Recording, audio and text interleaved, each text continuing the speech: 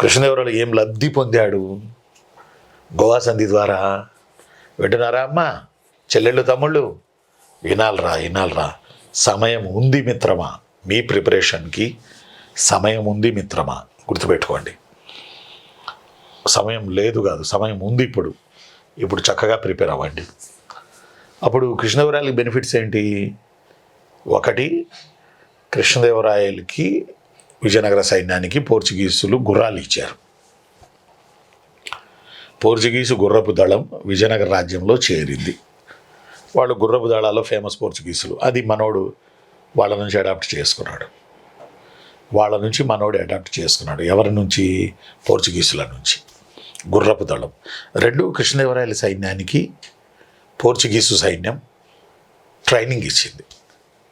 మొట్టమొదటిసారిగా భారతదేశంలో, దక్షిణ భారతదేశంలో, యూరోపియన్ నమూనాలో తన సైన్యానికి శిక్షణ ఇప్పించిన విజయనగర రాజు కృష్ణదేవరాయలు. యూరోపియన్ నమూనాలో, మరి పోర్చుగీసులు యూరోప్ కదా. తర్వాత టిప్పు సుల్తాన్ వీళ్ళందరూ వచ్చారు. టిప్పు సుల్తాన్ కూడా యూరోపియన్స్తో తన సైన్యానికి ట్రైనింగ్ ఇప్పించి బ్రిటిష్ వాళ్ళ మీద తిరగబడ్డాడు. ఏది మన మైసూరు, ఈ బెల్ట్ అంతా. అర్థమైందా నాన్న? గమనించాలి. Very very very important. ఇక్కడికి వచ్చేటప్పుడు కృష్ణదేవరాయల బెనిఫిట్స్ ఏంటంటే పోర్చుగీసుల గుర్రాలు. రెండవ బెనిఫిట్ ఏంటంటే క్రిస్టియన్ ఓడ్ ఫిగరిడో. రెండవ బెనిఫిట్ ఏంటంటే ఇక్కడ రాద్దునా, క్రిస్టియన్ ఓడ్ ఫిగరిడో.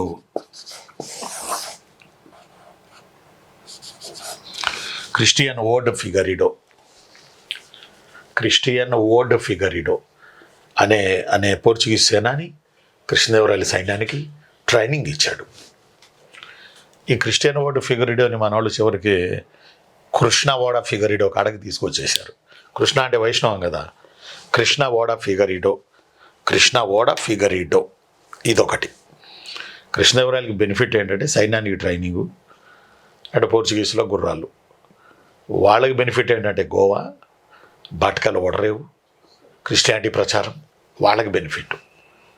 ఇలా 1510లో గోవా సంధి ద్వారా కృష్ణదేవరాయలు పోర్చుగీసులతో చెలిమి చేశాడు. వాళ్ళు విజయనగర రాజ్యంలో క్రిస్టియానిటీని ప్రచారం చేస్తున్న కృష్ణదేవరాయలు చూసి చూడనట్టు వదిలేశాడు.